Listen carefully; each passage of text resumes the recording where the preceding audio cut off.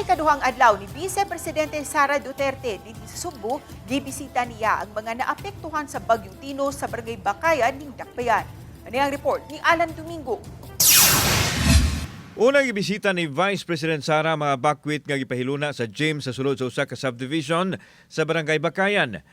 Nauna na sila nakadawat og mga relief goods nga naglakip sa food ug non-food items. Giistorya niya mga tao sa ilang mga kasinatian panahon nga miigo ang katalagman. Gipahimangnuan usab niya sila sa mga batakang buhaton kung adunay kalamidad nga moigo.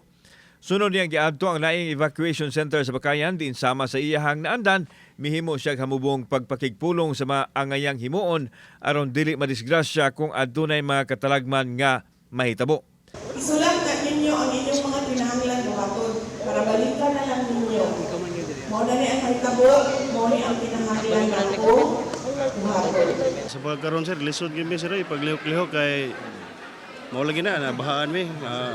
Guol lisod ug kuan kay sa among kahimtang ba labi na inay mga bata ang pagkatuog nila.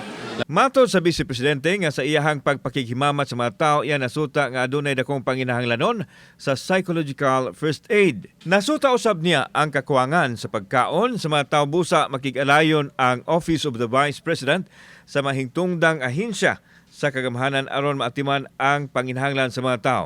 Hindi man ako expert, mukhang meron silang trauma at kailangan nila na debriefing sa mga trained na mga social workers o iba pang mga tao na marunong magbigay ng psychological first aid. Gikaragdang doaon sa Vice Presidente ang mga napiktuhan sa Dakbayan sa Mandaue. Una siyang nibisita sa Liloan, Compostela ug Danao City.